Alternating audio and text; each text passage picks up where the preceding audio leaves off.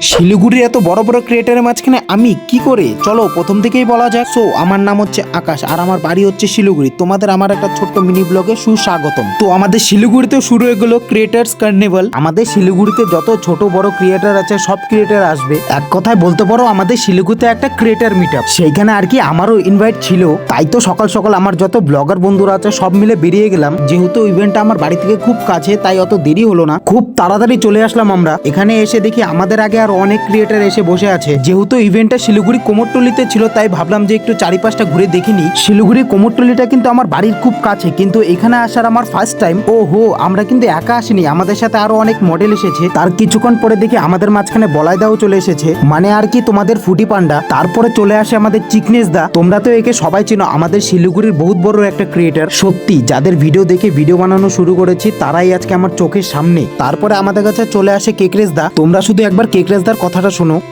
বন্ধুকে একদম like share subscribe করবেন না,